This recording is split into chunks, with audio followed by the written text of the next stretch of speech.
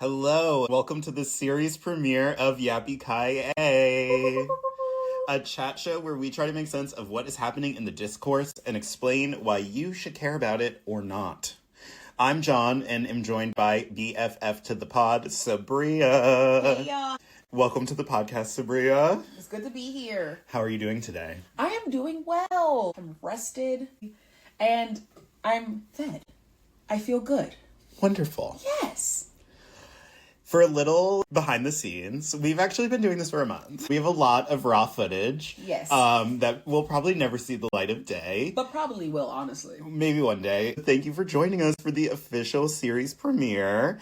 I thought it could be fun if we take a moment and reflect back on the last month. Saabria, are there any things that stand out to you that have come and gone from the discourse that you just want to shout out, positive or negative? Girl, all negative. Mostly negative. One, Tyra Banks. Girl! With your warm milk ass. What's going on? I want ice cream, but I want it hot. So milk. Heard. Well, cream? That's really dumb. When she was like on the podcast, was it a podcast or a video show or a radio show? She's been everywhere. Everywhere. And then she was telling people how to eat the hot ice cream and how like her tongue can pick up on different tastes. That's what tongues do, baby. You're not special. I can't with her. And then the whole top model stuff with her and the allegations and her being, well, I wasn't really there for the editing, but yet on your show, when you had a show, when you were actually relevant, you were there for the editing, and she all over the place. Sit down. So honestly, no claps for her. The BAFTA stuff, that was... Oof. That was something else. I definitely saw a lot of, I guess positive and negative aren't really like the words to use, but like a lot of people being like, oh, that man was just saying things for saying things. And other people being like, no, that's not fair to anyone in that situation. Michael B. and Delroy Lindo, both of y'all handled that shit with grace and positivity, and I love y'all for that. And honestly, to the man who had Tourette's, I want to say do better, but I know you can't. Also, sorry you were put in that position. Yes. Other things were edited out, and they could have edited that out and let it be an awkward thing for the people in the room. Yeah. And instead, they let him be a lightning rod unfairly. BAFTA ain't shit. He also was there as an honoree. I think there was a movie like about him or like inspired by him. Which when I've seen clippets like on the Instagrams, and it seems like a good movie. So I'm like, I would have watched it. I probably still will. I don't know. Once. We watch everything. Yeah. I want to say big fat mazel to Michael B. Jordan for his much-deserved Academy Award for Best Actor for his 2 roles in Sinners. Clap, clap to you, sir. I will die on the hill that Sinners was the best movie of 2025. Hands down, bar none. Like, save your arguments for someone else who cares. Please. Because we're not hearing it here. No. Not in this space. Everyone who won anything in that, honestly, what's her name? I'm going to butcher this real quick. You're going to butcher this. One me? Annie girl. Her. Michael B. Jordan's Black co-star. She, with her pregnancy and her glow and everything, I'm like, she looked good every goddamn time. So I just want to clap out to her real quick. Clap, clap, clap. It does really annoy me that still to this day, female directors are held to such an impossible standard that we just don't hold men to. Yeah. I'm speaking, of course, about Emerald Fennell and Maggie Gyllenhaal. I hope that they feel so proud of the work that they did in quote-unquote Wuthering Heights and The Bride, respectfully. Yes. Those were also 2 of the greatest movies I've seen in a minute. I loved them. They were entertaining. I thought that they were memorable, and the hate that they got, especially all the people who criticized those movies and left letterboxd reviews for those movies before anyone had ever seen them. Oh, be like, don't watch this. It's not good. A lifetime supply of quit yappings for you. Like, please. Truly, get a job. Shut the trap. Touch grass. Touch grass. And maybe yourself. Oh. You might have enjoyed Wuthering Heights more. If I'm being honest, Wuthering Heights, both of them were great. I loved The Bride a little bit more than Wuthering Heights. Mm-hmm. I think because, one, I don't really have any context for Wuthering Heights, because like I know it was a book, and I've unconsciously seen it during that one time when I was like half awake on TCM. Right? I also don't think her Wuthering Heights had a lot of context for Wuthering Heights. That's what I've heard. And so I'm kind of like, and it's especially like when you're going to something like actually watching it and being like conscious for it. I can't really say if it was good or bad or whatever. It was interesting looking. All of the sexy scenes were great. I'm like, I hear you. I see you. The skin wall was a little odd. Loved the skin wall. That was a choice when you could see all the blue veins and the freckles. Okay. I hope my significant other never does that. I don't want that. Please, no. I know that we are completely aligned on this. As a podcast, we want to make a formal declaration. Mm-hmm. F you, Nicki Minaj. She doesn't even deserve that name. Fuck you, Onika. The less said on that, I think the better. Plus, we have no shortage of topics to discuss today. Are you ready to get into it and spill some tea? Yeah, sure. Awesome. Let's get into it.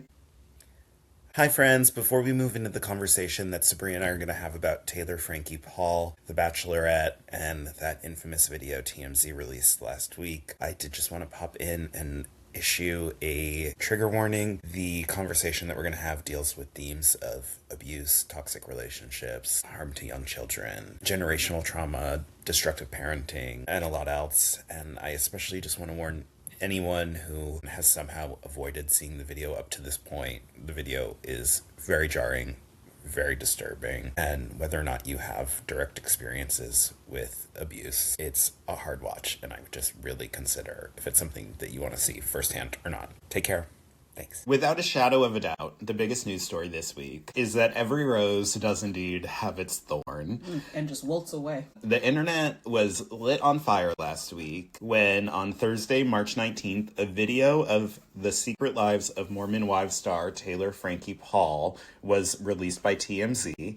The video shows her throwing metal bar stools at her ex-partner Dakota Mortenson and unintentionally her young daughter. Within hours, ABC announced that they would not be moving forward with a season of The Bachelorette starring Taylor Frankie Paul, which was scheduled to air just days later on Sunday, March 22nd. That season of The Bachelorette was heavily promoted for many, many months. It started with an interview and announcement with Taylor on the Call Her Daddy podcast and was in full effect the week the video dropped. Taylor has been on the Oscars red carpet, Good Morning America, and Live with Kelly and Mark. There likely would have been much more press outside of the ABC umbrella had this scandal not broken out. If you were anywhere online or in any mall, highway, magazine, you probably saw some form of advertisement for the season. And clearly ABC was hedging a lot of bets on Taylor's notoriety to inject the Bachelorette franchise with much needed energy and attention. But that has blown up in their face big time. I think before we share our opinions on this, it could be important to run through a timeline of events regarding Taylor, her partner Dakota, and the relationship ABC, Hulu, and Disney have cultivated with her. Surely we'll cover a lot, but some items may be left out as there's a lot there. Way too much, if I'm being completely honest. A lot. I have been so steeped in this girl's life for the last week. Yeah. That I feel like You are Taylor Frankie Paul at this point. Well. Don't put that on my house. Yeah, I'm like, wait, never mind. Crossed it out. But I do feel like I know her better than I know myself. Basically.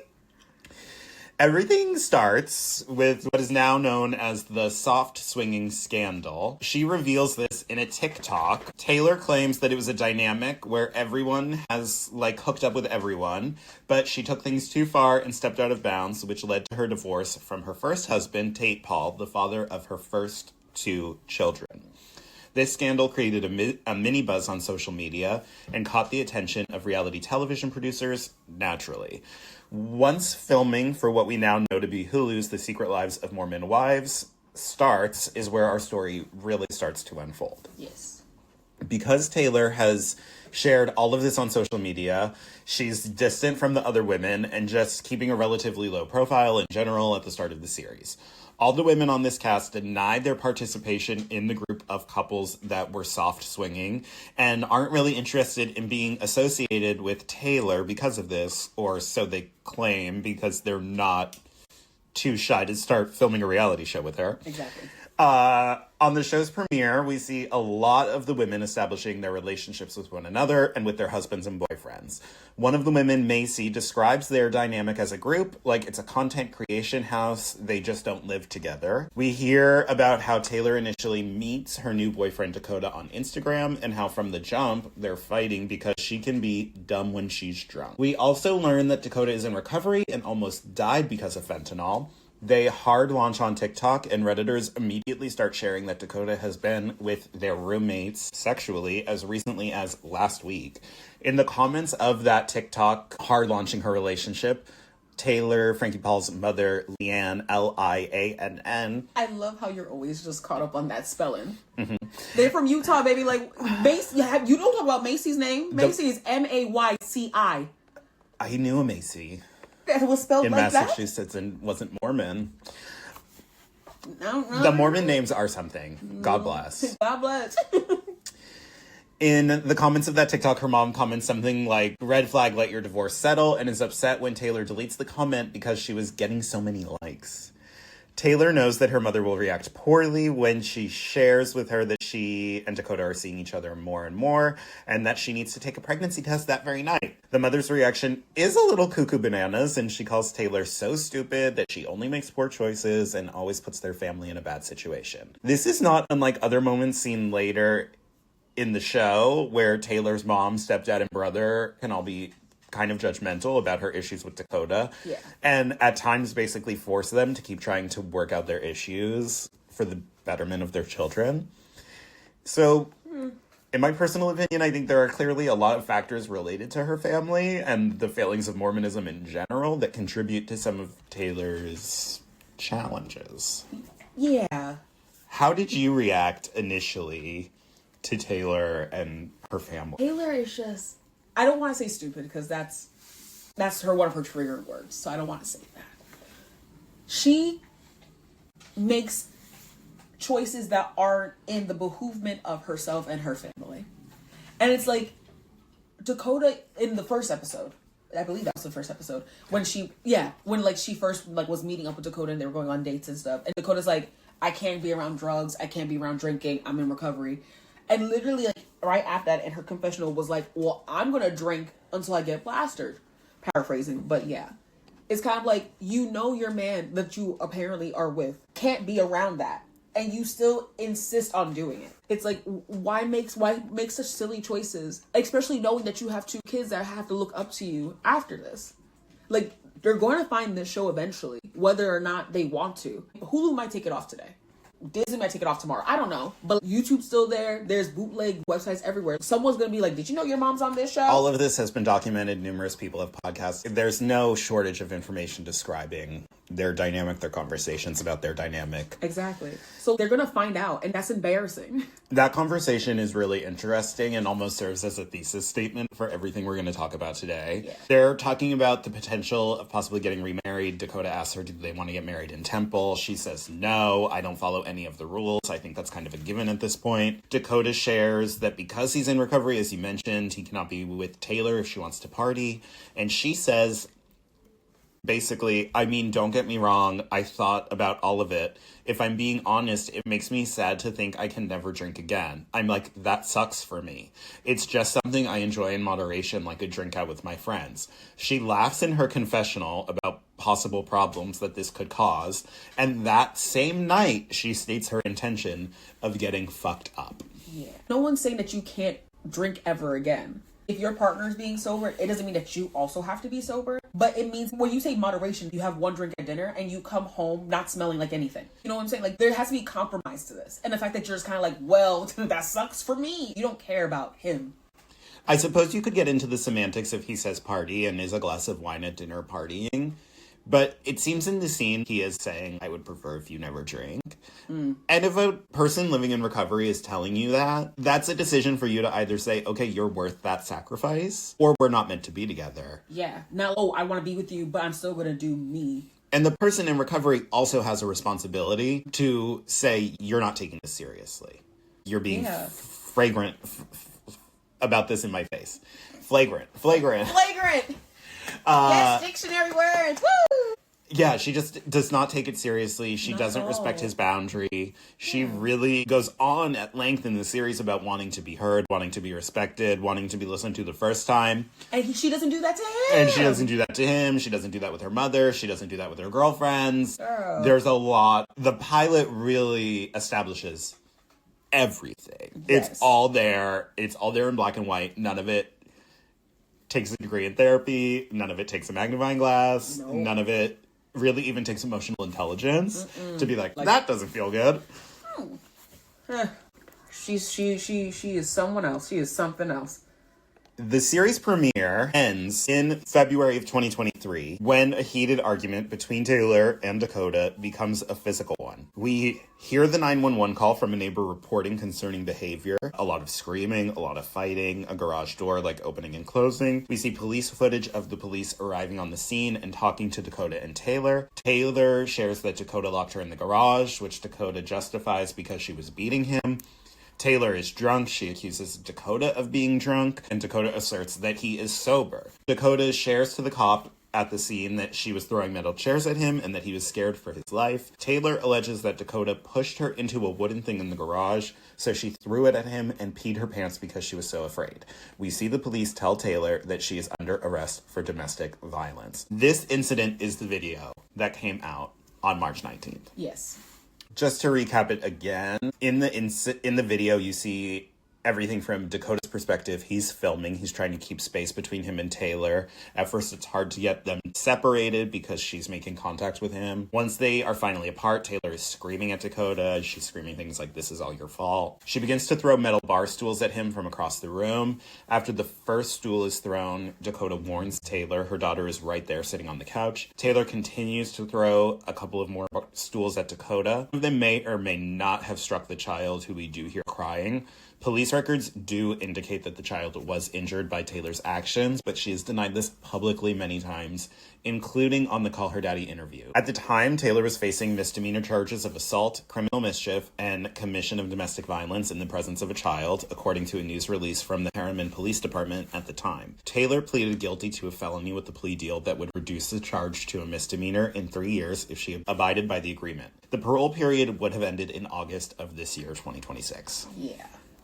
Conditions of the agreement included supervised probation, participation in any treatment directed by the probation agency, no consumption or possession of any alcohol or illegal drugs, and no violation of any laws. I saw in one document that it was like anything bigger than a minor traffic violation, and you've broken your parole. Okay. It's important to note here that all of the details of this incident were very publicly available. They were in police records, court documents. They were reported clearly in the media, although the video was not available, and there's no evidence that anyone outside of the police and the courts and Dakota had this video. But it was in all the records that a video existed, and now that we've seen the video, the descriptions of the video are completely accurate. Yeah. After an 11-month hiatus, they resume filming The Secret Lives of Mormon Wives, and Taylor's fully ready to pop pregnant with Dakota's baby. Honestly, huge eye roll. I'm sorry. What? It's kind of shocking. Kind of? Fully. Honestly, she looks good pregnant. I'm like, wow, you look good. Because she was really skinty and lanky, but like, she filled out well. And I was like, okay, girl. But no. All those Mormon girls look great pregnant. They did. I'm like, yo, better work. But no.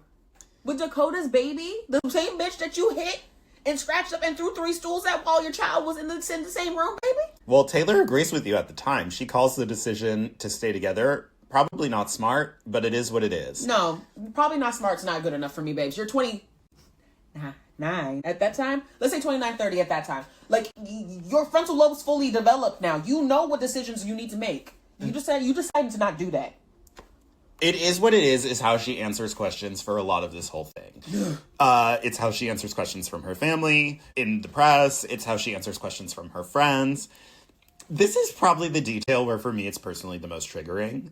Coming from a complicated family with complicated people, this idea of we are who we are and it is what it is and things are just too crazy or have gone too far for us to be able to make a better decision now, I wholly reject. That is not a blanket cover. You're not forgiven for your sins. No. Because this is what you're born into. At some point, you have to take the wheel and be like, this doesn't feel good for me. Exactly. If you want to say la vie your life, then you do that by yourself in the corner. Don't bring me into it. Hitting rock bottom is one thing, but choosing to believe that this is just a fact of life, no ma'am. Seasons 1 through 4 continue to show the volatile and dark progression Taylor and Dakota are in. He continues to have interactions with other women, specifically friends of Taylor's or people close to the group, which he is basically never honest about when she asks him directly. Taylor crashes out essentially every time, usually at Dakota, but also very frequently with either the other women that he had indiscretions with or the other women in the friend group who alert her of this news. Which is like, that makes me not want to talk to you. That's why in season 4, was it? Like, I forget their names. All of them kind of look the same. But that's why baby girl, like, didn't tell you right away. She told you, like, 2 days later. Because a lot of things were going on, and we didn't know how you were going to take it. I don't want to talk to you. There was an incident in season 4 where she starts blasting this girl on social media for having slept with her baby daddy. And they're not even together at the time. They say they're fully over. Well, obviously you're not over if you care this much. There's a lot to get into regarding Taylor, her connections with Mom Talk, her relationship with her mother, and most importantly, her toxic relationship with Dakota within season 4 alone. All of that could have us talking for a minimum of an hour, so we'll spare the nitty-gritty at this time. Too long don't read. The producers behind The Bachelorette had to have known everything that was going on with this girl's life. Went from dark to pitch black to absolute nightmare fuel in the run-up to The Bachelorette.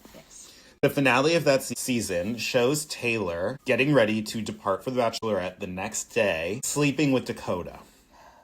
Taylor ends up missing her flight and has to take a later flight to California. The other moms are at the airport with signs to support her and send her off and are shocked to learn that she slept with Dakota the night before. When Taylor's family arrives for the originally scheduled flight without her, it sets off panic amongst all of the women. Taylor didn't tell her mother and sister, who are taking her children to California for her, that she had slept with Dakota again. She's just telling them that she's sick. The mother asked the girls to go to her house and try to rally her and get her ready.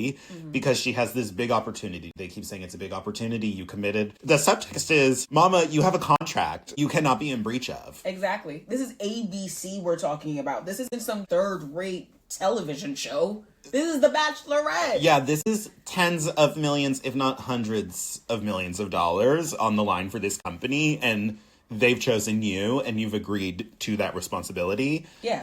Get to California. Please. You have to walk there. Come on now. Shit. Throw up on the plane. Throw up on the plane. Throw up on the person next to you. Do something. Oh my God. And for you to have the audacity, the gall, the gumption, the infantry, and the goddamn notion to even think to not tell your people who are going to come to your house and help you, like, pack up and travel with you.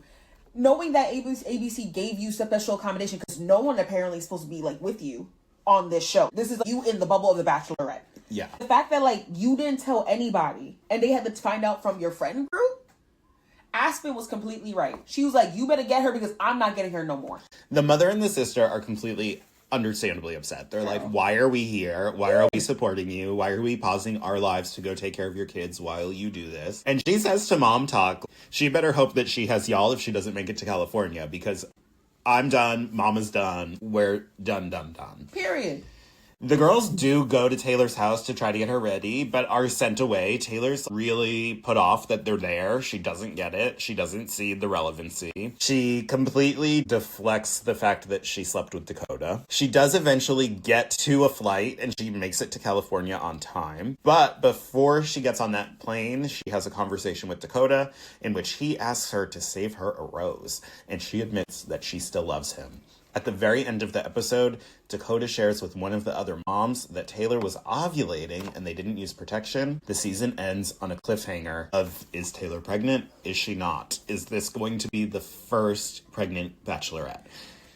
It's worth saying that The Bachelorette, in its existence as a franchise, is that you are centering one person, and this is one person who is aspirational, they're classy, they're well-to-do, and everything is going well for them. They just can't figure out love, and they're determined to find this missing piece. Yes. And even though it's a competition reality show, it has this, like, archaic structure around it where they really buy into the greater purpose. There's a lot of talk about, like, are you there for the right reasons?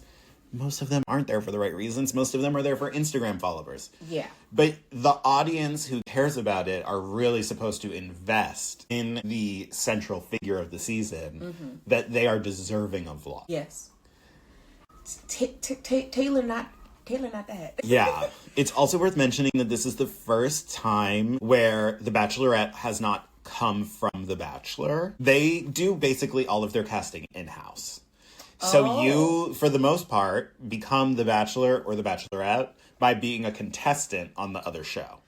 Oh. So it's like if you're on The Bachelor, yeah, we see Saabria pursuing unnamed Bachelor. You make it far. You probably make it to the final 4, whatever. But for whatever reason, he doesn't pick you. Fuck him. But because... Sorry. Because the audience has invested in you, because they know you, because we've seen you're there for the right reasons. ABC picks you. The audience is excited to see you again. And they follow you through the journey. Okay. So Taylor is certainly the Outside first person who not just comes from outside of it, but comes from outside of it with a fully defined public persona. Yeah. Okay. So, why? Because they wanted the Secret Lives of Mormon Wives fans. Yes, you're right. There we go. I found a statistic somewhere. It's hard to tell for sure because streaming numbers aren't shared the way cable numbers are. But I saw that The Secret Lives of Mormon Wives, it's the highest rated program on Hulu, beating the Kardashians. These girls are watched, and they want those people to follow Taylor to see her on The Bachelorette. Yes, which that makes sense. Especially that's like a younger audience base too, because there's not going to be like moms just watching The Bachelor. It's going to be everybody now. Taylor's just such an odd choice, you know? Well, the thing is, a lot of people saw that Nick Viall, who was like, in September of last year, he was like, it was my idea. I went to them. I was like, you need to get Taylor Frankie Paul for The Bachelorette. That would be so brilliant. It would be so smart. Everyone would care. And then after all this came out, he tried to be like, I always thought she was crazy, like, blah, blah, blah, blah, blah. And it's like, girl, stand on business. Stand on it. I was excited when they announced her. I have to be honest. I'm glad if I'm being honest, I didn't know. Sure. Yeah. I was like, I was truly one of those kids that was like, I didn't give a fuck about The Bachelor. Don't really give a fuck about The Bachelorette. I knew about the Secret Wives of Mormon Wives, but I was like, okay. I didn't know who Taylor Frankie Paul Manson. She has too many fucking names. A million names. Why? And honestly, why is every time I gotta talk about her, I have to say all 3? What? Frankie is her middle name? What's her last name? Paul. No, what's her other last name? Her maiden name. It doesn't matter. I don't know the maiden name. I don't. Stupid. Continue though. So that gets us caught up. She films The Bachelorette. There are reports from The Bachelorette set that she's been very chaotic. She's been breaking the rules. The Bachelorette and The Bachelor, they focus on the rose ceremony. Throughout the episode, you go on dates, you interact with the men tell you things about the other men. And then at the rose ceremony, you pass out the roses, and that's how it continues. Yeah. It was alleged. Nobody has seen more than the first episode. Maybe nobody ever will. That's bad. But it was alleged as it was happening and since it had finished filming that she would crash out and dismiss people on the spot. She was not following the rules of The Bachelorette, which I think they probably took as a good thing. They saw her chaos as something that would keep people engaged. I think The Bachelorette has become kind of stale. It's become a little predictable. It has been like 4 or 5, 25 years. Yeah, there's been a lot of them. And they've tried different things. They tried to have 2 bachelorettes at once. People hated that. Yeah. So she's breaking all the rules. She's carving her own path through this experience. And that's what she's known for. She gets home. They start filming The Secret Lives of Mormon Wives season 5. On March 7th, there was a Zoom call that the ABC executives had with the cast of Secret Lives of Mormon Wives, where the other women voiced their concerns about continuing the show if Taylor Frankie Paul remained involved. According to an audio obtained by NBC News, they voiced their concerns over the future of their careers, the show's brand, and recent allegations surrounding Taylor and Dakota. They also brought up alleged abuse involving Taylor. No one but people at NBC News have heard this Zoom call. Fingers crossed it leaks eventually, because I need it. I need to hear it. We all know it's going to get leaked. Maybe next month. I give it till maybe the 15th of next month. The narrative around Taylor's premiere week starts to turn officially in public on March 15th when TMZ reported that production of The Secret Lives of Mormon Wives Season 5 has halted due to a heated blow-up between Taylor and Dakota. Days later, a spokesperson for Draper City Police Department confirmed that there is an open domestic assault investigation regarding the former couple and that allegations have been made in both directions. The investigation has been ongoing since at least February 24th, which was when the spokesperson claimed contact was made with one of the involved parties. This is the beginning of her press week. She's fully in it when on March 16th, TMZ reports that the argument was about one of Dakota's previous hookups, and it escalated allegedly to the point of Taylor choking Dakota and ripping his necklace off, grabbing his throat and face, and this happened with their son Ever in the room. One source says that Dakota even called the police that night, but Taylor allegedly convinced him to change his story and tell the cops all was good. She apologized and even returned to Dakota's home the following night. That night allegedly also ended with Taylor scratching his neck and throwing his phone against the wall. Taylor, Frankie Paul, denies these claims, and they are all alleged. I don't think one ever. What kind of name? Doesn't matter. The kids' names are crazy. Indy, Ocean, and Ever. I can't get over the Indy and Ocean. Indian Ocean? Oh shit, I didn't think about that. That's fun. Love that. Mean it. Indy's really not that bad. Ocean is a little wonky. Ever? Crazy. Stupid. Idiotic. 2, I don't really understand the purpose or the point to want to be like abusive and manipulative by hitting the ex-man that you don't really like but you kind of love and you still want to be with, and then telling him, oh wait, no, change the story because blah blah blah, and then going back to then do it again. What in the insanity? That doesn't make any sense. Are we well? They both claim torture and abuse by the other. So if you take either of them at their word, why do they keep wanting to go back to the other? Thank you. And that's the question. That's the golden question of the year, guys. Because it doesn't make sense. It doesn't make sense. Not at all. Taylor is asked in a Good Morning America interview to promote The Bachelorette on March 18th about everything going on. And she says that it's been a really heavy time to see the headlines, especially during this time of The Bachelorette being released. It's supposed to be a really exciting time. I'm a person that will always speak my truth. That's what I'm known for. So when the time is right, I will be. It's also worth noting in that interview, she's asked directly about the production for Secret Lives halting, and she tries to be like, I don't know, that's what I'm hearing, but I'm not sure. Co-host of Good Morning America is like, aren't you an executive producer? Like, why don't you know that the show has stopped production? That seems like something that should be on your radar. And she says something along the lines of, oh, I didn't even know that we were going to become executive producers. I don't even really know what that means. And I bring that part up because Disney and Hulu, which own ABC, yes, they made a decision to bet on all those girls, including Taylor, and make them executive producers. I'm a diehard Housewives fan. That doesn't happen at Bravo. No. Nene Leakes denied being a producer. Bethany Frankel, they wouldn't let her be a producer. Like, even if you are like the Mount Rushmore of Real Housewives, y'all aren't that. That's your role. Wait, didn't you say there was one of them that wasn't it? Or... On Married to Medicine, Married to Medicine, one of the former cast members, Mariah Hawk, becomes a executive producer. Either she's always an executive producer or she becomes an executive producer in season 2. I can't remember the timeline. And it's never explained. She's not on the show for very long. She's on and off for a few seasons and then just disappears. But that's one of the very few things where a cast member of an ensemble show on Bravo becomes an executive producer. Okay. I think it's important to draw the connections that Disney, Hulu, and ABC are unafraid of strengthening their ties to Taylor Frankie Paul. Yeah. They like her. They think she's good for business. And they double down, triple down, quadruple down on her time and time again. I don't see how she's an asset. I mean, I see how she's an asset in the sense of like she brings the chaos, she brings the drama, and that's what we all want to see in a TV show, I guess. But like, there's only so much of it that people can watch and want to watch until they're kind of like, so what y'all gonna do about it?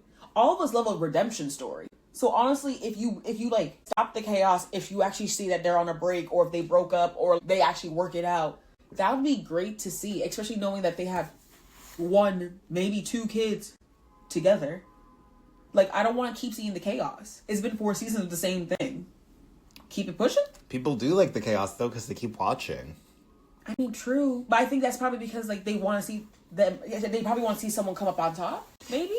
You and I were watching a lot of season 4 together. Yes. And I can't remember if we watched it together or not, but the intro to season 4.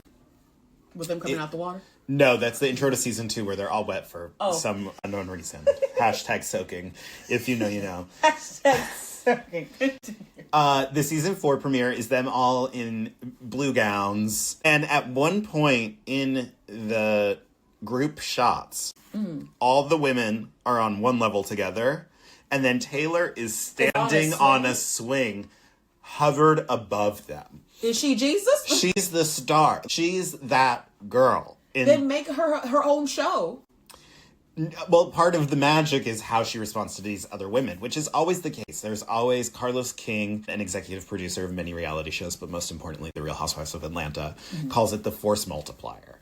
So there's always one force multiplier. That's Bethany Frankel. That's Lisa Vanderpump. That's Nene Leakes. That's Giselle Bryant. That's, you know, the central figure who gets the girls going. Yeah. And that's Taylor Frankie Paul in a lot of ways, but more chaotically, less polished, and more destructive. Yeah. As mentioned before, when the video from 2023 was released on March 19th by TMZ, they also reported several hours later, ABC and Disney confirmed that the forthcoming season of The Bachelorette will be canceled. Their statement read, quote, "In light of the newly released video just surfaced today, we have made the decision to not move forward with the new season of The Bachelorette at this time, and our focus is on supporting the family," end quote. What is at this time? It's not never, which is interesting to me. Oh, you're saying, like, it's not like this is going to be like an indefinite thing. Like, we're never showing this. It's kind of like, we might show this in like a year or two or something like that. They don't close the door, they don't seal it shut, they don't saw off the doorknob. Nope, that's just like slightly cracked. It's unlocked. Shut firmly, and there might be like a dresser push up against it. Yeah. But it's not even locked. The key's in the door.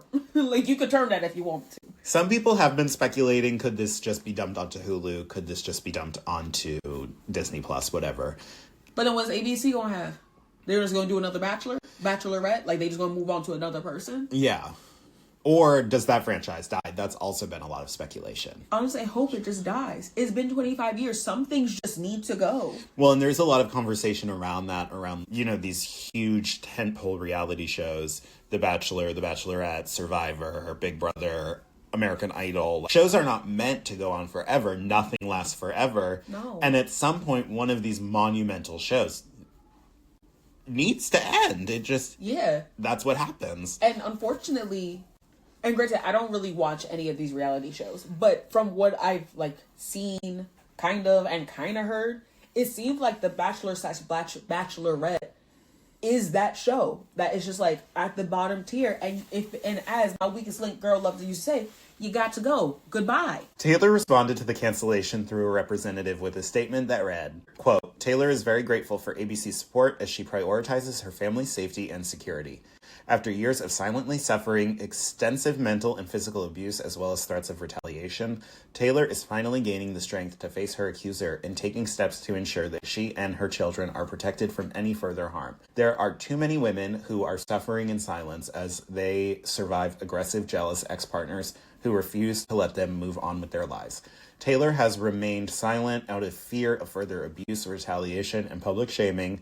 She is currently exploring all of her options, seeking support, and preparing to own and share her story," end quote. One thing that she said a few times in the press for The Bachelorette is that all of her premieres get ruined, which I do think it can look like an abusive practice by Dakota to make sure that what are positive and exciting moments for Taylor are negative and dark, and she's forced to confront dark things. And I think both of these people, at the very least, are clearly very complicated and carrying a lot of hurt. Yes. So I don't doubt that they're hurting each other and that they're going and doing things to make what should be exciting opportunities negative for one another, and especially Dakota doing that to Taylor. In my opinion, that seems like a very feasible idea. Yeah. But these are your actions. If these were unbaseless lies, if he was putting out AI videos of you, that would be different. That would be different, but you did this. Yeah, it's like you're reacting volatilely every time to what he's doing. And granted, am I saying that like this is completely her fault and she needs to be better? Yes and no, but like, we all know that she doesn't have the best foundation for being a person. Mormonism, it's not the best when it comes to like being a woman and like to figure out how to be that in the 21st century. So like, I can't really blame her for acting the way that she is, but in the same breath, you're 31 with 3 kids, maybe 4, 3, let's say 3.5, just for speculation. Like, be better, do better. And that's a generational curse at this point, because your mother had to do the same shit too. And that's what she told you. So like, let's not be our mother's children. Be your own person, stand up and stand on business and be better. Come on, mama. On March 20th, TMZ reported that Dakota was given a temporary protective order against Taylor. This means that they can not be within 100 feet of one another, and that Taylor will not be able to see their son ever until at least their next court date scheduled for April. Taylor also cannot own a weapon. Tate Paul, Taylor's ex-husband, was seen at the courthouse on the same date as Dakota, but it is unknown, or at least I could not find any writing on what, if anything, came of his being at the court. Taylor has maintained that she's not the aggressor in the relationship and has confirmed that her truth will come out. In a statement released to People magazine by Dakota Mortenson, and I quote, "As anyone who has seen the video will understand, this is a deeply upsetting situation. I am unfortunately used to these baseless claims about me and our relationship, which I categorically deny. I am focusing on our son and his safety and hope that Taylor will do the same." End quote. Even if there is a scenario in which Taylor is more of an aggressor than Dakota, yes, what kind of father allows his child to be in that scenario for years? Thank you. Like, Ever's and vice versa. Vice versa. Ever's what, 1? 2 now? I've been doing this since he was months, years, months, weeks. This is all he knows now. You were doing it when he was conceived. I'm sure there were arguments when she was pregnant. Oh, I don't know how there weren't. Sometimes if you love someone, that means you let them go. And what's the saying? If you love someone, you let them go. If they're really meant to be yours, they come back. If not, then c'est la vie. If you and Dakota are really meant to be together, do your thing and come back. Be better people for each other and for yourself before you decide to be in a relationship that's like this. Because now you're teaching your daughters how to be women. And you're teaching your son that this is okay. We are all learning from our parents how to be. Yeah. And I hope the kids are well. I hope so too. I hope all 3 children are in a positive place. 3.5. And possibly 3.5. And I hope that they're all being well cared for and shielded from this. I saw some reports about potentially the daughters having to relive all this, and I think that's kind of gross. I get that Taylor is a public figure. I don't think that we should be talking about the daughters and like traumatizing or re-traumatizing the daughters. I think they deserve privacy. It's bad enough that mom and stepdad are out there in the open and everything is that clear. Like, let those kids have what little anonymity is possible. Yeah. Do you have anything more to that add? I just think all this is stupid. I'm sorry to say the word. I know that's triggering for her, but like, I just think all this could be so avoided if she just moved on. You decide to fuck your ex the day before, 15 hours before you're supposed to go on that plane. Crazy. I can't. And then you have the audacity 30 seconds before you're supposed to start filming them, like having you come out the car being like, "Welcome to the Bachelorette Mansion," to say like, "Yeah, I love you." You don't love him. You love the opportunity. You love the potential of him. You can't fall in love with potential. You gotta fall in love with the person. You have to at least like him. You don't like him. You don't like yourself. And I'm not saying that like I'm any better. I'm not saying that anyone's any better. Like, I'm saying that everyone has their problems. But you coming to me and being like, "Oh, the fuck is the big shrug for? You're 31. Get over it." Not everyone makes their problems their currency in public life. Yeah. And one thing that you mentioned, which is she says "I love you" right before she goes to the Bachelorette. Yeah. That's true. I do want to put one asterisk, because a lot of people who have been talking about all of this say right before she gets on the plane, she tells Dakota, "I love you." That's true, but he's like, "Do you still love me?" Yeah. And she says, "Yes, I love you, but I also hate you." And that's not being talked about. And I do think it is just, they're out and proud with all of it. It is all right there at all times. This conversation gets at something much darker than, is Taylor in the wrong? Is Dakota in the wrong?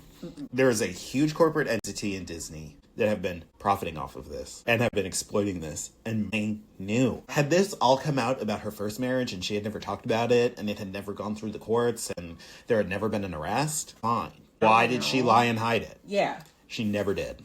No. We all knew this was happening. We just have a video to actually see it. Some of Taylor and Dakota's personal accounts of these experiences appear to be inaccurate, willfully or unintentionally, is between them and God. But it's always been out there. True. And there has always been unbiased reporting and legal records about what happened. And also, I'll put an asterisk on what I said about her saying, I love you, but I hate you. You can love somebody, but not be in love with somebody. So I guess that's her baby daddy, which of course she loves him, but she's probably not in love with him, and he's just familiar. It all goes back to that premiere episode. If she really loved him when he said, I can't be with you if you're drinking. Mm-hmm. She should have said, I love you, but I also love drinking.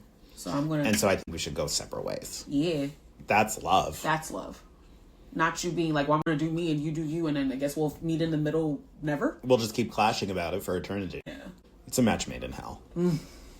And hell's like, I don't want this. We'll be keeping an eye on this story, as will the world, and we'll keep talking about it. We'll keep talking about it. I'm sure that this is enough for today. I hope so. We'll be right back. Brazilian icon and Italian footballer Jorginho Frello took to Instagram with a fiery statement detailing a negative experience his wife and 11-year-old stepdaughter had with Chappell Roan in a Sao Paulo hotel during Lollapalooza. That would have been interesting. All right. It was in the lobby at breakfast. Was it? Yes, at a luxury hotel. Also, can I just say that I love how you pronounce the name. I love that you pronounced it right, so I'm proud of you for this take. Thank you. Cut that from the record. You could have said Jorginho. Just saying. My apologies to this man. I don't know who this man is. Me either. We're in the same boat, baby. We are paddling on the same river. I learned about him this week. So. I learned about him last night. Send me your Jorginho fun facts. Oh, okay? Please, thank you. That'd be nice. Anyway, his statement read, I went through a very upsetting situation with my family earlier today. I'm sorry, the voice. My wife is in Sao Paulo for Lollapalooza. This morning, my daughter woke up incredibly excited. She even made a sign because she was so happy to see an artist she really admires. Or used to admire. At Chappell Roan. By coincidence, they're staying at the same hotel as this artist. During breakfast, the artist walked past their table. My daughter, like any child, recognized her, got excited, and just wanted to make sure that it was really her. And the worst part is, she didn't even approach her. She simply walked past the singer's table, looked to confirm it was her, smiled, and went back to sit with her mom. She didn't say anything, didn't ask for anything. What happened next was completely disproportionate. Dum, dum, dum. A large security guard came over to the table where they were still having breakfast and began speaking in an extremely aggressive manner to both my wife and my daughter, saying that she shouldn't allow my daughter to disrespect or harass other people. Honestly, I don't know at what point simply walking past a table and looking to see if someone is there can be considered harassment. He even said he would file a complaint against them with the hotel, while my 11-year-old daughter was sitting there in tears. My daughter was extremely shaken and cried a lot. Oh. I've lived with football, public exposure, and well-known people for many years, and I understand very well what respect and boundaries are. What happened there was not that. It was just a child admiring someone. It's sad to see this kind of treatment coming from those who should understand the importance of fans. At the end of the day, they are the ones who built all of this. I sincerely hope that this serves as a moment of reflection. No one should have to go through this, especially not a child. At Chappell Roan, without your fans, you would be nothing. Nothing. And to the fans, she does not deserve your affection. Thunderclap. End of statement. Yes. What do you make of that? I agree in that sense. It's where this big ass, hunky ass man comes to the table with a child and a mother being like, you're disrespectful, go, especially if the child didn't do anything. Because children can be a lot. So I would be like, if she was making a hubbubaloo and a hunko-doo and going to the table being like, at 8 o'clock in the morning, yeah, I just woke up. My bonnet's still on. I don't even got my bra on right now. Like, you need to leave me the fuck alone. Yeah, like, I feel like that wasn't the appropriate response to what happened. Especially, like, what happened in the post. You can really tell a story. He can. And he told a good story that was pretty cut and dry, and it instantly set the entire internet on fire. And honestly, you can narrate a story that's been written by someone else. So look at you. Thank you. Clap, clap, snap, snap. I'm about to do it again. Chappell Roan wasted no time in responding to this story the next morning. Quote. I'm just going to tell my half of the story of what happened today with a mother and child who were involved with a security guard who is not my personal security. Oh. I didn't even see a woman and a child. Like, I did not. No one came up to me. No one bothered me. Like, I was just sitting at breakfast in my hotel. I think these people were staying at the hotel as well. So the fact that, like, a security guard who is... I did not ask the security guard to go up and talk to the mother and child. I did not. They did not come up to me. They weren't doing anything. It's unfair for security to just assume that someone doesn't have good intentions when they have no reason to believe, because there is no action even taken. I do not hate people who are fans of my music. I do not hate children. Like, that is crazy. And I'm sorry to the mother and child that someone was assuming something, that you would do something, and that if you felt uncomfortable, that makes me really sad. You did not deserve that. End quote. End quote. I think she said all she could say and all she needed to say. Yeah. And if that wasn't your personal person, then I can't be mad at you for what you didn't know happened. I'm also not mad at an artist because security provided for them from a hotel for an event does something that doesn't align with their values. Chappell Roan is there to perform a concert for, I'm assuming, thousands and thousands of people. Definitely. She is not there to give a debrief to the security guard. I'm sure now her publicist, her assistant, her people will be speaking to the security guards. Yeah, I would hope so. They will be establishing, these are our boundaries. These are things that we need you to be more accommodating to. Mm-hmm. I think this is a learning opportunity for her. There have been moments where, Taylor Swift, who's just like the biggest pop star. It's hard to talk about pop stars without somehow finding your way to her. Yeah. I'm not comparing, but whatever. There's an iconic moment from the Eras tour where she's performing Bad Blood, and there's an audience member who is being removed from the audience. Okay. And no one can see this because it's dark, and they're dancing to Bad Blood, and I was going to say who doesn't like that song, but who likes that song? Nevertheless. You don't like Bad Blood? It's not my favorite. Oh, I can imagine. Never mind. Probably like Opalite or some shit like that. Never mind. Okay, got it. Her. Never mind. So... Most people can't see this, but Taylor Swift can. And as she's singing Bad Blood, she's like, and now we got bad blood. Hey, stop. Now we got bad blood. Leave her alone. Something else. She wasn't doing anything wrong. And she's like doing all of this from stage, like in between the lyrics to the song. Yeah. Why didn't she just stop? Like Adele, just to go like from another pop star to another pop star. Their shows are a little different. I mean, sure, but like my ass would have been like, whoa. What the hell's going on there? You could stop and rewind and come back. It's Taylor Swift. You telling me that you can't add 5 more minutes to the show? You can add more time. I think that it's harder when you're doing... Adele was doing like basically a theater show. There's a band off stage playing the music for her. Yeah. And then she's singing. Yeah. So it's easy to stop and restart. Yeah. When you're doing a show that Taylor Swift or Beyonce do, where the entire stage is a screen. Oh. Like, there are lighting cues, there are sound cues, there are graphics cues. It can be really disruptive. If you stop. To have to redo something. Okay. Had she been performing Bad Blood on the piano? Different.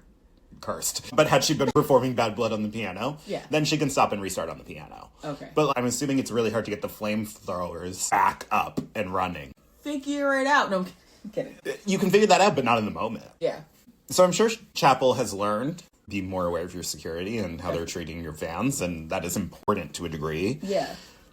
Can I just go back to what you said before? How you were kind of like about how it's not her personal security guard, it's someone else. Like it's the hotel. Like I'm not saying it's her fault that this happened, but you're telling me that the hotel didn't explain to you that we're going to be providing security guards, and that you didn't want to be like, okay, well, you didn't want to explain to the security, the hotel, that certain things can go on and certain things can't go on, so the security guards can do their job properly? I think the difference is, and it doesn't apply to an 11-year-old girl. I think that's kind of a reach. But their job is to keep the person who they are in charge of secure. Yeah. And safe. Yes. And sometimes... security entails making instantaneous judgment calls that may not fit what was actually happening. Yeah. But it's like, I'm here to prevent. You don't want to be in a situation yes.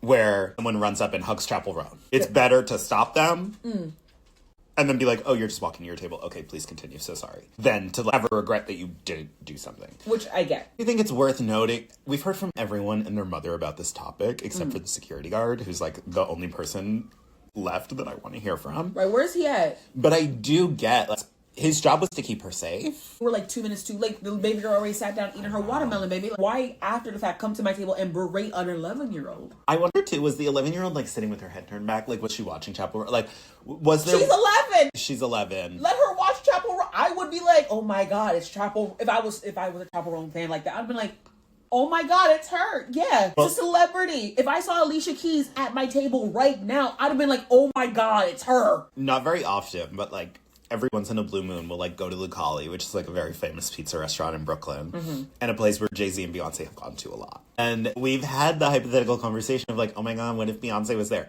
I'd have to leave. I'm not going to talk to Beyonce. No. But Beyonce probably would close the whole shit down. You wouldn't be able to talk to her anyway. Beyonce shouldn't have to even look at me. No, you're going to look at me, Beyonce. But you're going to remember my face. Look into my Erica Kirk eyes. Wow. Don't say that. Oh my God. Oh God, you're right. Don't look at me now. I would have to leave because it would be too hard to not just be like staring in that direction like, oh, what did you say, Saabria? Like, I wouldn't be able to not look at Beyonce. Yeah. And probably similarly to Taylor Swift. If I'm sitting in a restaurant, I've just ordered my entree. Yes. And they've walked her back into the private room. Yes. Excuse me, waiter. I'm just gonna need that box up to go and the check. Like, I can't be in this room anymore. Like, I can't contain myself. I can't contain it. Honestly, if Beyonce was, I'd be like, Beyonce? Are you happy to be in Brooklyn? No, then ask, and I'll just be hiding behind my menu the whole time. Just like, Beyonce! Hey, girl!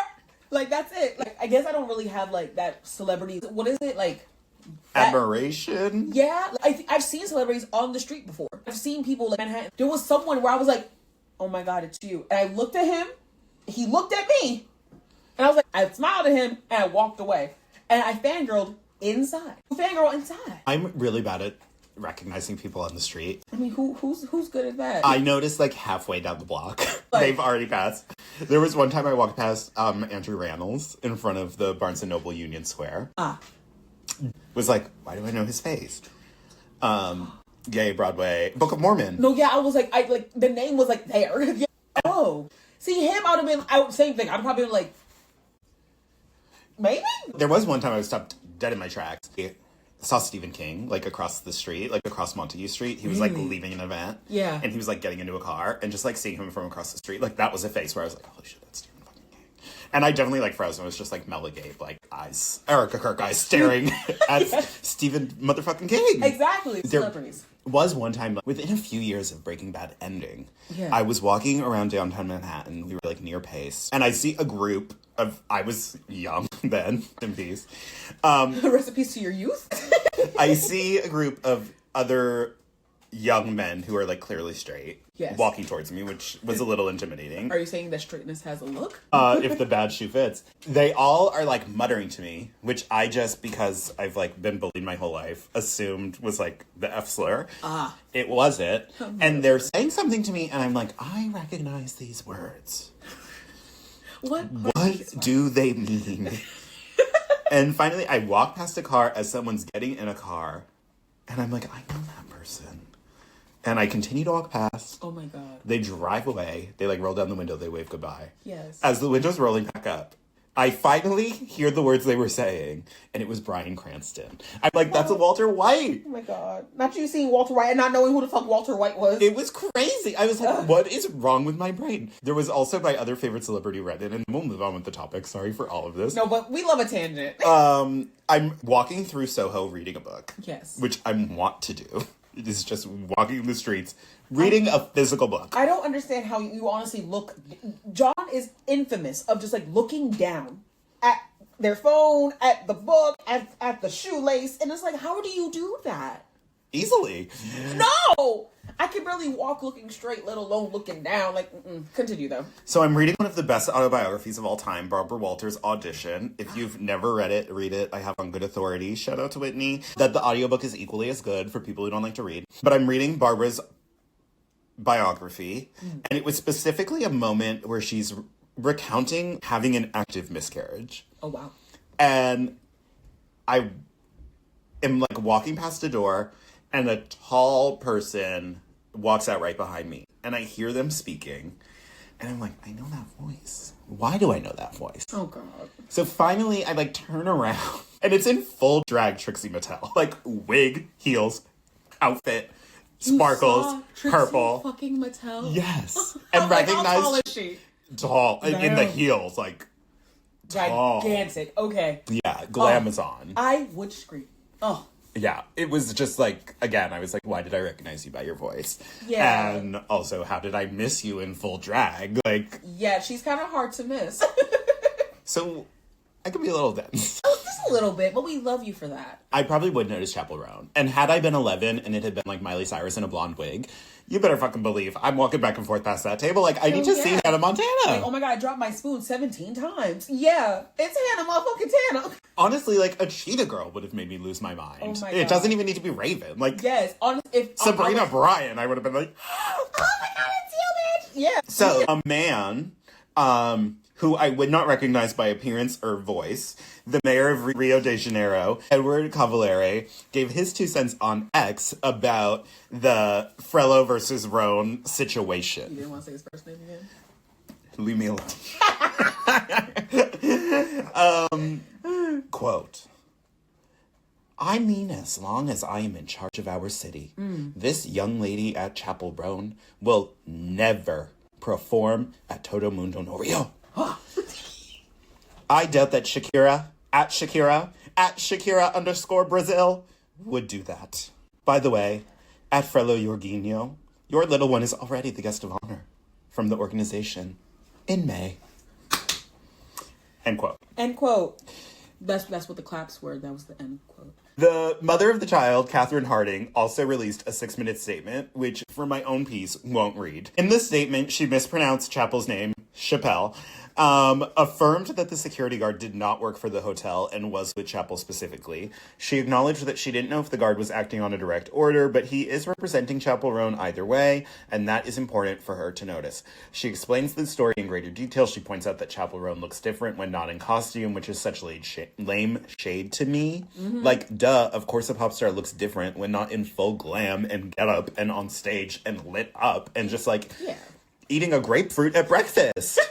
I mean, yeah, but in the same breath, Chappell does do like a clown face. Not no offense to clown, like she like not a clown face, but she has like a really like pale base and all that. Like I'm sure if Beyonce wore no makeup, you would be like, yeah. Well, the people who don't notice Beyonce when she's at Target in the hoodie, I'm like, how? How?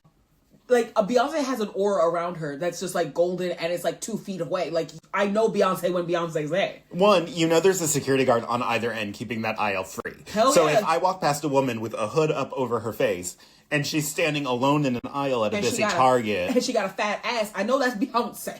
All right, I'm just going to say it now, say it proud. And you better believe all of a sudden, like, sorry, I just need formula for my baby. Because now I have a baby. And my baby is a dog. But yeah, like, Chappell, like, is glam. She's fashion. She, like, oftentimes does over-the-top makeup. Yeah. She does wigs. Yes. And she does? Yeah, she does a lot of wigs. I did not know that. And she does have this signature red curly hair. Like, that's her hair, and she wears it out. Yeah. But she is, like, usually whenever I see paparazzi shots of her just like out and about, and I'm sure at breakfast in the morning, the day of a performance, she was barefaced, hair down or up, and probably wearing like camo and like baggy clothing, which is not the Chappell Roan fantasy. No, exactly. So I can, it still was lame shade. No, you're right. It was. It was like, no duh. Like, do you look the same in the morning every goddamn day? Truly. And like, do you look the same right now getting breakfast? Like, did you do full glam before you took your baby down for granola? I doubt it. No, dead ass. I barely have my contacts in, girl. I have crusty eyes and all that shit. Continue. Harding shares that her daughter requested tickets to see Chappell Roan for her birthday and was very disappointed since they did not end up even going to the performance. From Harding's perspective, it sounds like the security guard was aggressive and lecturing her on how to parent and educate her child. Oh my goodness. It doesn't really add anything to the story, but it is interesting enough. The child's biological father is Jude Law. Which, I mean, good for Ow. Good for her. Good for her. I want her inheritance. No, dead ass, like, damn. In a statement shared with People on Tuesday, March 24th, a spokesperson for Roan shared that she has zero tolerance for aggressive behavior towards fans. Chappell was not aware of any interaction between this mother and daughter and a third-party security office. She did not see them at breakfast in her hotel, as she said in her video. She did not direct her personal security or anyone on her team to interact with them. The spokesperson continued, Chappell holds her own teams to the highest standards and has zero tolerance for any kind of aggressive behavior towards her or her fans. All of this comes on the heels of a recent news story involving Chappell Roan filming persistent paparazzi who she alludes had been following her around Paris. Yeah. She claims that she asked them to leave her alone, that they're constantly taking pictures, they're asking her to sign things, they're going everywhere she goes, and she's really annoyed, so she's filming them and being like, these are the people who aren't respecting my boundaries, and they seem to be getting a kick out of it. She claims that they're covering their faces, which I'm sure they were, but they're like whooping and like, I don't care. They're excited to be getting attention from her, and they know that we're going to be talking about it, and Chappell exploded into superstardom in 2023, and we've seen her on social media, red carpets, and occasionally the streets, pointing out the discomfort of being a public figure and the pain that the press attention can cause. Yeah. Do you have any thoughts we haven't already shared on this? I think being a celebrity, there's already a stigma that like everyone must know about your life. There's that everything has to be public, which I don't agree with. You are allowed to have your own privacy. You're allowed to have your own autonomy on your life. That's different when you're outside, I think, a little bit. None of us have a right to privacy on the street. That's a public forum. People have the meta glasses. Like everything that is about you is now that person's property. Like, it's what it is. We basically live in the surveillance state. So you're on camera every time you're not in your house. And usually a lot of people now have a camera in their house. Exactly. And honestly, your phone has a camera. Siri, Bixby, whatever like thing you got on your phone. Stop it. Bixby is great. Love you, Bixby. Android lover. Woo! But Crickets. Shut up. But your phone has cameras. Like Siri's always listening to you. Alexa's always listening to you. There really is no privacy. As a celebrity, though, you know the paparazzi's at your door, your gate, in your car, in your trunk. It's like you know this. And the incident in Paris was like a major celebrity highway. People were like coming and going. Like Donna was there. The restaurant she was at, was a lot of people online were saying was a celebrity hotspot that always has paparazzi outside of it. Yeah, I think Kesha was there. Yeah. So it's kind of like for you to be like the only one there, to be like, oh, but look at everyone, like, they're not like giving me my space. It's kind of like, babe, that's stardom at this point. Like, you have to deal with that. You just have to keep pushing. Either be Kesha, sign the autographs, smile, and be like, huh, or be Rihanna and keep walking. Don't, cause then like you said, a paparazzi people are just like laughing at you at this point. You can be like a strong independent woman on the red carpets and be like, oh yeah, don't yell at me, like give me my space, blah, blah, blah. But when you're outside, that's different. I understand you want autonomy, but in the same place, like you wanted this. I remember reading something where she had expressed this idea that she had no idea that what she was doing was going to work in the way that it has. She thought that she would be gay famous, meaning that gay men would buy her albums and play her music. And if she walked into a gay club, all the queers would be like, love you, woo. And now she's like main pop girl famous. Yeah. Which is a different thing. I think that there is a lot of misogyny tied throughout this. Sure, it's unfortunate that a very privileged 11-year-old girl staying at a luxury hotel had one negative experience with the security guard, even though I'm sure she's used to having security guards watching out for her. Being the daughter of Jude Law, I would hope so. And Jorginho, Frello. Whoever that is, yes. Sorry.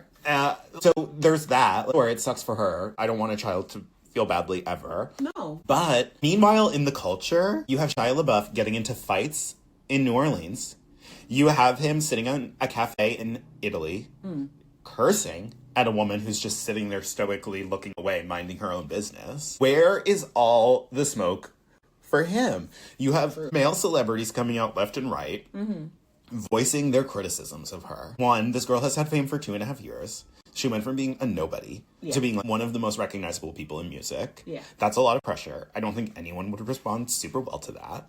And there are mega celebrities who have been famous for decades who are known for having policies of don't look at me, don't talk to me, if I walk in a room, look away. Yeah. So why is everybody On her giving ass. Chappell Roan all of this smoke? I think it's because she's so vocal about it. Like, one thing, like, every so often have Christina Perri. That, I don't know why that was the first name that came up to my head. Goddamn. She was like the public, and then kind of like, no, get away, get away, get away. You know, on the red carpet, she's going to give you the pictures. She's not going to, like, care. Roan, since I think her start, since the beginning of her start, was kind of like, get away. I don't want this.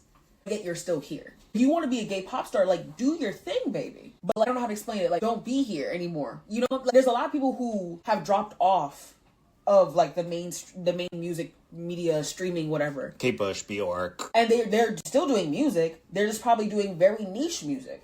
So do that. Do your thing. Like, be a gay pop star. She's not making Taylor Swift songs that are meant to be like 4-quadrant hits, like obvious radio smashes. Like, she has those, but you know, like, The Subway is not a song that you would typically think would like have this huge impact. But she does have like a magnetism to her that I think, unless she got really Bjork weird, I think people would care, even if she like started getting more experimental. And I think it is probably more intense because she has younger fans and they are more passionate and they are, you know, they've had less experience seeing celebrities and they're more likely to say something. Fortunately, it is becoming part of her brand that she hates this and that she's reactive to paparazzi, press. Yeah. There's an idea that she's negative to her fans. Outside of this story, I don't know anyone who's like, Chappell Roan was mean to me. I haven't heard that. I mean, like, I can see maybe her being like maybe a little standoffish.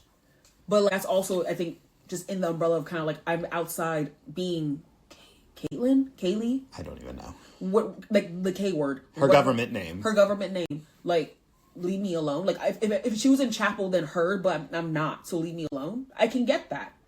If you're being a citizen, a regular citizen, like, don't perceive me. Please. Yeah. I do worry, too, that the more that this becomes part of her brand, for parts of it that she is responsible for and parts of it that are not based in fact, the more that people will go out of their way to try to provoke this reaction. Yeah. And I think it creates a very dicey dynamic between her and the public that would be hard for anyone to manage. I wish her well. Honestly, like, I hope this isn't going to be like the one thing that makes her like not want to be who she wants to be, because that's not fair to her and that's not fair to all her fans. I think there's a work balance that she needs to try to figure out. You know you're going to have to do the thing that you don't want to do. Either be passive about it or keep going on the trajectory that you're on. Like, but you're going to have to deal with the consequences of that. Yeah. So I don't know. I think this is just like to go back to our other segment. As Taylor would say, it is what it is.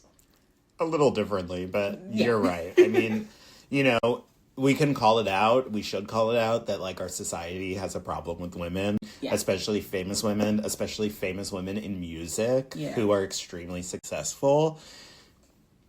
But it's also not going to go away anytime soon, and certainly not overnight. So it is something that you have to figure out how you're gonna live with and navigate around. Exactly. They all do, and people do it well. The gift is your success and the ability to create and express yourself, and that's the curse. Yeah, unfortunately. Should we move on from a topic I can smell from here? Yes, let's go. After smashing every record in Super Bowl halftime show history, Bad Bunny sat down for an interview with E! News and spoke about many important things, like how he feels challenged to break stereotypes of the Latinx community and his mission to help motivate people to be free. But perhaps most importantly for the two of us, he shared his skincare routine. Yay. Benito revealed, "My skincare routine is I take a shower only on Saturdays. In all honesty, I don't do anything. I just wash my face with the same body wash I use to wash my ass. I don't do anything. I'm blessed." End quote. My only concern is I don't know if I want to smell him or be the body wash. I really don't know.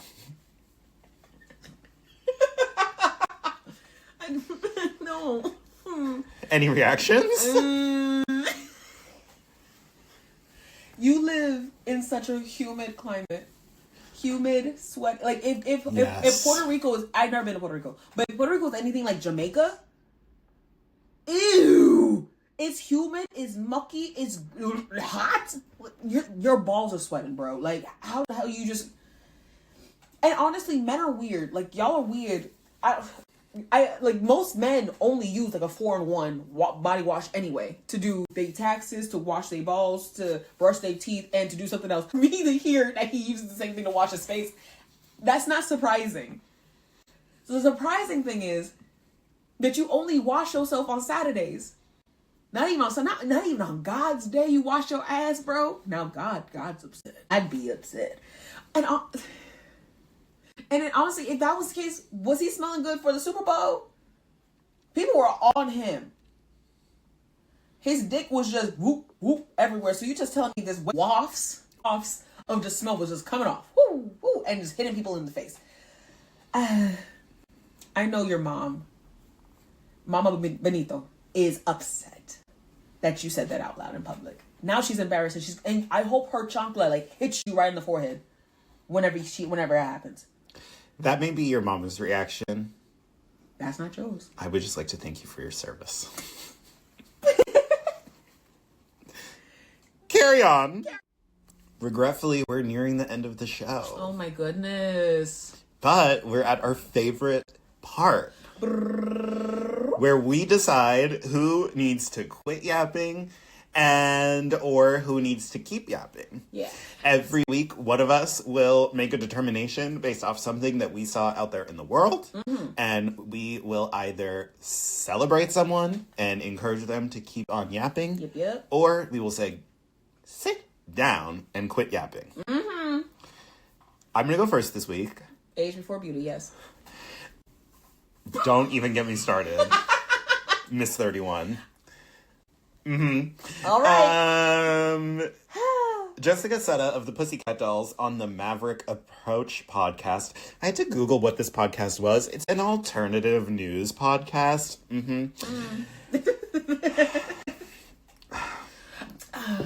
Before I get into this. Yes. I feel that I have to make a very specific declaration. Asterisks, yes. I was a huge Sunset Boulevard musical fan featuring Nicole Scherzinger. Sunset Boulevard! I mean, you go with us. I went like 7 times. Sounds like you. We took our nephew. We went alone. We saw the understudy. We went a million times. We were at the last show. I implored you. I was like, you don't really have a choice. You're buying a ticket with us to go the night after the Tonys because I believe she will win the Tony for Best Actress in a Musical. Yes. And she did. I was forced and coerced, yes. I loved that production. I loved Nicole Scherzinger in that production. And by the nature of Jessica Setta's comments, we might say things that could be perceived as somewhat critical of Nicole Scherzinger. But I just want everyone to know that I've paid my dues and I'm a fan. Okay? People barely like Nicole thanks to her Russell Brand. Oh my God, where did you get that hat fiasco? Where Russell Brand shared a hat that was a red cap with red font that was like, Make America Pray Again, or Make Jesus Great Again. Something Christian and weird. People saw that comment. They hated her for saying it. They reacted to her. They were commenting on her post about it. She deleted it. Then everyone was like, girl, stand on business. Why are you removing it? We all saw it. We have screenshots of it. Google is free. Go look it up. Okay. So this Pussycat Dolls revival tour that only features 3 of the 5. Oh, there was 5? There were 5. This is already like, this is a weird thing to be doing. I was so shocked. I had wondered the week before, I was like, what is Nicole Scherzinger doing? She won the Tony. She had a small run of concerts where she just did show tunes and some Pussycat Dolls by herself. I saw her at Carnegie Hall. I was like, what are you doing? Why is there not word of you joining another production, doing a movie, something? And then this news comes out that she's bringing the Pussycat Dolls with the PCD Forever tour. And they're doing 50-something shows across the world. But only 3 of them are they? Only 3 of the dolls are there. 2 of the dolls are not. Jessica Sutta and Carmen Bashar were not invited to join, and they found out publicly. This is not surprising if you know the Dolls lore. Yeah, I was about to say, Nicole loved to do that. There's an incredible, I think it's a VH1 Behind the Music or some version of that, where she's talking about one of the albums, the Pussycat Dolls albums, and she's like, so we finished the album, and then I brought it in, and I played the album for the dolls. Do you hear me? Do you hear what I'm trying to say? So So the dolls didn't know what the songs were when they were going to do a revival tour in 2020, but it got canceled because of the pandemic. All the dolls found out they weren't going on tour anymore publicly. So yeah, I'm not surprised that the two dolls who weren't invited found out about the tour publicly. That's crazy. That's how the dolls work. No, that's how Nicole works. No, it is the dolls. Oh my god, I'm brain farting on her name. The woman who started the dolls. I can't help you, babe. Sorry. If it comes to me, it'll come to me. If not... It's gonna come to you 3 to 5 business days from now. Sorry, I'll give up the gay agenda. I don't know.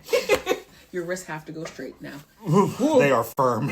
Rigid. Dolls have been toxic. Like, they were a burlesque group, when they were a girl group, when they went back to being a burlesque group. Like, they have complicated business practices. Yes. To say the least. Yes, definitely. So, cut to today. Jessica's on this podcast talking about how she feels like was left out because of her MAGA politics. Yeah. Duh. You're like, why do you... A certain segment of your audience is already not going to want to see this tour because of Nicole's comment about that hat. You being... Which was like a 2-second comment? Literally. That, like, you could, and I do perceive as being about God and not Trump. Like... Oh. I believe that she may have just, like, not been thinking about it, or maybe doesn't pay attention that closely, and, like, didn't see the correlations. The like, MAGA of it. Maybe that's generous, but there's room for doubt or hope, however you're looking at it. Sure. And if this Jessica is so proud of her MAGA beliefs, yeah, you can't have that on this tour. We're already fighting an uphill battle. Yeah. I predict now, on today, Wednesday, March 25th, this tour's not going to happen. Oh, well, no. How are you going to sell out 50-something dates? With only 3 Pussycat dolls. Okay, fine. California, New York. Maybe. Europe loves fun, campy dance music. Okay. Who in Ohio, Cincinnati, Tallahassee, who is going to this? Nobody.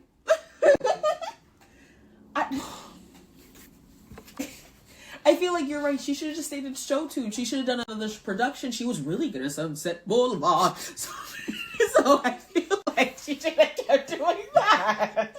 It makes no sense. And then to only bring 3 out of 5 there, where's the harmony gonna be? And then they never sang.